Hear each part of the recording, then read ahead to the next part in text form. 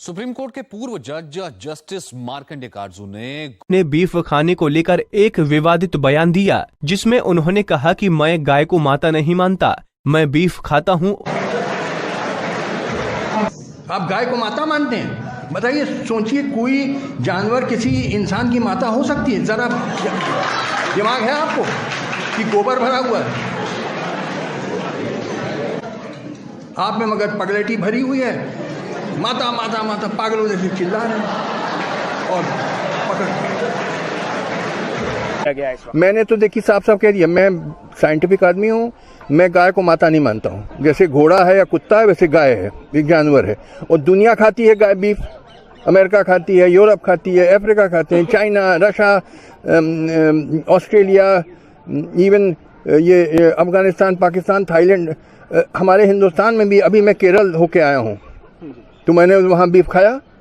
क्या कोई बुरी चीज़ नहीं है? दुनिया खाती है। आप वो सब बुरे लोग हैं, आप ही साधु संत हैं।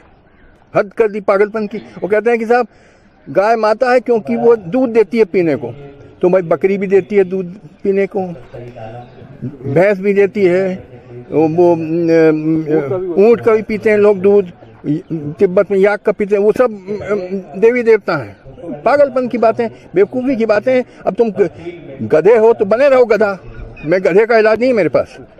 गाय को माता मानना और पूजा करना निहायत बेवकूफ़ी की बात है।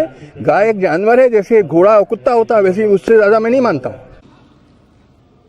बहुत से गैर मुसलमानों को ये गलत फहमी है कि उनके मजहब में गोश्त खाना हराम है, और कई हिंदू समझते हैं कि उनके मजहब में लिखा है कि गोश्त खाना हराम है।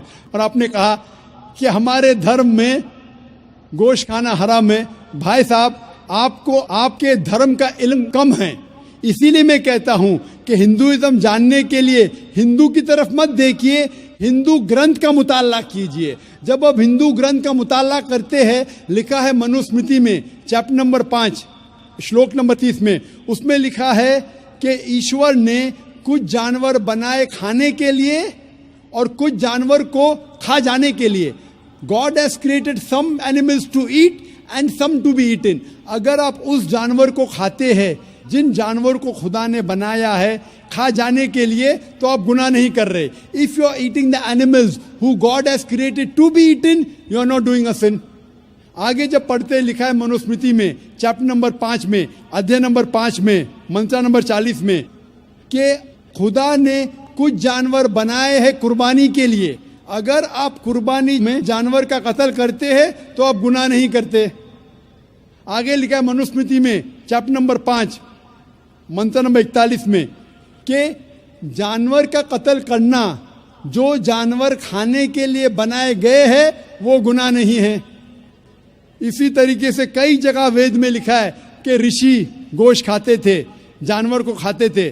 वक्त नहीं है डिटेल में बात करने का, लेकिन अगर आप महाभारत पढ़ेंगे अनुशासन पर्व चैप्टर नंबर 88, इसके अंदर युधिष्ठिर जो पांडव का एक भाई था, वो पूछता है भीष्म से कि हम यज्ञ में, पूजा में क्या खाना दे भगवान को, ईश्वर को, ताकि हमारे पुरखों को संतुष्ट मिले। तो भीष्म कहता है युधिष्ठिर से कि आप यज्ञ में अगर भाजी पाला देंगे तो हमारे बाप दादा 1 महीने के लिए खुश रहेंगे। अगर आप मच्छी देंगे 2 महीने के लिए, अगर आप खरगोश देंगे 3 महीने के लिए, अगर गोश्त देंगे तो 4 महीने के लिए, अगर आप बेकन देंगे तो 5 महीने के लिए, अगर परिंदे का गोश्त देंगे तो 6 महीने के लिए, अगर हिरन का गोश्त देंगे तो 7 महीने के लिए। पूरा मेन्यू है, माशाअल्लाह बड़ा मेन्यू है। उसके आगे लिखा है अगर आप गाय देंगे तो पूरे 1 साल के लिए हमारे बाप दादा संतुष्ट रहेंगे, और अगर गेंडा राइनोसरस देंगे तो 20 साल के लिए हमारे बाप दादा खुश रहेंगे। पूरा मेन्यू है। क्या चाहते हैं बोलो? मच्छी, खरगोश,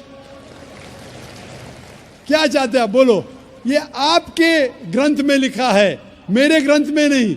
हमारे ग्रंथ में सब चीज खाने की इजाजत नहीं, सिर्फ वो चीज जो हमारे लिए हलाल है। इसी तरीके से बाइबल में भी लिखा है आप गोश्त खा सकते। अक्सर धर्म की किताबों में लिखा है कि आप गोश्त खा सकते हैं। आप मेरा अगर एक डिबेट देखेंगे जिसका मौजू था, is eating non vegetarian food permitted और prohibited for a human being? क्या इंसान के लिए गोश्त खाना हलाल है या हराम है? और मैंने डिबेट किया था एक जैन के साथ जिसका नाम था रश्मिबाई झवेरी। वो इंडियन वेजिटेरियन कांग्रेस का सदर था, प्रेसिडेंट।